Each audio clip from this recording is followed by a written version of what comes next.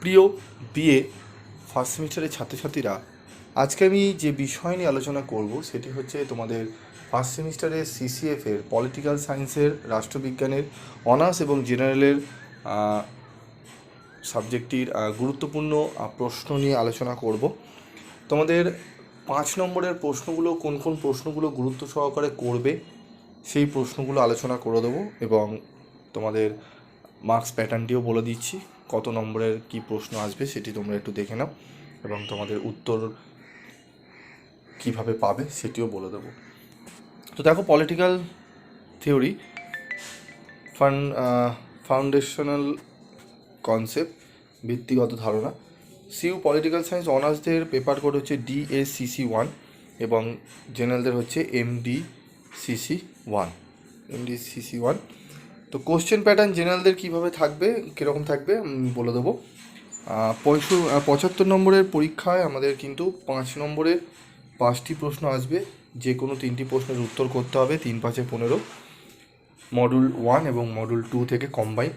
Module 1 থেকে 3টি 15 নম্বরের প্রশ্ন আসবে, যে কোনো 2টি উত্তর করতে হবে, 15 নম্বরের 2টি, এবং মডুল 2 থেকেও 3টি 15 নম্বরের প্রশ্ন আসবে, যে কোনো 2টি প্রশ্নের উত্তর করতে হবে। তাই 15 নম্বরে 4টি টোটাল প্রশ্ন করতে হবে, 60 নম্বর থাকবে, এবং 5 নম্বরের 3টি প্রশ্ন নিয়ে 15 নম্বর মানে 75 নম্বরে পরীক্ষা হবে। ঠিক আছে, 15 নম্বরের প্রশ্নগুলো আসতে পারে 10+5, 5+10 এরকমভাবে আসতে পারে। অনার্সদের কোশ্চেন প্যাটার্ন কী রয়েছে?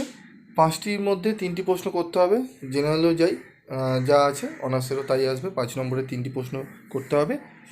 15 নম্বরের অনার্সদের ক্ষেত্রে কোনো প্রশ্ন থাকছে না। 20 নম্বরের 2টি প্রশ্নের মধ্যে একটি করতে হবে মডুল 1 থেকে, এবং মডুল 2 থেকেও 2টির মধ্যে একটি করতে হবে।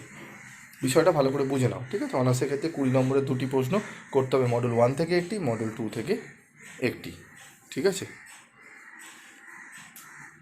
এবং 10 নম্বরের 2টি প্রশ্ন আসবে, মডুল 1 থেকে একটি করতে হবে, মডুল 2 থেকে একটি করতে হবে।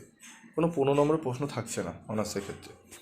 তো তার জন্য আমাদের কোন কোন প্রশ্নগুলো 5 নম্বরের জন্য দেখব, অনার্স এবং জেনারেল উভয়দের জন্যই বলছি, দেখব, সেগুলো একটু দেখে নাও।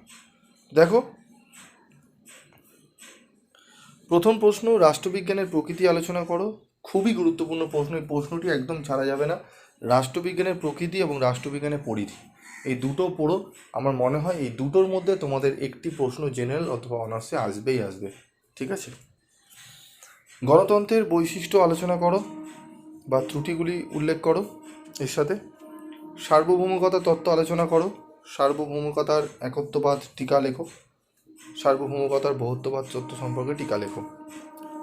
জন রয়েলসের ন্যায় তত্ত্ব আলোচনা করো, খুবই গুরুত্বপূর্ণ প্রশ্ন। এর সাথে প্রশ্ন, নাগরিকত্ব অর্জনের উপায়ের সম্পর্কে টিকা লেখো। জাতির ধারণা দাও বা ধারণা ব্যাখ্যা করো। গণতন্ত্রের ত্রুটি আলোচনা করো। এই 10টি যে 5 নম্বরের প্রশ্ন দিলাম, এই 10টি 5 নম্বর তোমরা ভালো করে নিলে আশা করি তোমরা এখান থেকে 5 নম্বরগুলো কমন পেয়ে যাবে, ঠিক আছে? মিনিমাম 2টো তো পাবে, 3টি প্রশ্ন কমন পাবে। তোমরা যে 5টি প্রশ্নের মধ্যে 3টি করতে হবে, তার মধ্যে দেখবে তোমরা হয়তো এমনও হতে পারে 5টি প্রশ্নই কমন এসে গেছে। তোমরা কোনটা করবে সেটাই চিন্তা পড়ে যাবে, যে কোনটা, সবই তো কমন এসছে, কোনটা করবে, এমনও হতে পারে। প্রায় 200%ও কমন আসতে পারে। তবুও আমি মিনিমাম 2টো প্রশ্ন বলে দিলাম, 2টো প্রশ্ন তোমরা পেতে পারো, ঠিক আছে? তো 5 নম্বরেরগুলো আমি বলে দিলাম। পরবর্তী ভিডিওতে আমি তোমাদের 5 নম্বরের গুরুত্বপূর্ণ প্রশ্নের অ্যান্সারগুলো নিয়ে আলোচনা করব। তো যারা চ্যানেলে নতুন তারা চ্যানেলটি সাবস্ক্রাইব করে রাখো এবং পাশে থাকা বেল আইকনে ক্লিক করে রাখো, যাতে যখনই আমি তোমাদের জন্য ভিডিও বানাবো তার নোটিফিকেশন তোমরা সহজেই পেয়ে যাবে। আজকের মতো এটুকুই, দেখা হচ্ছে পরবর্তী ভিডিওতে।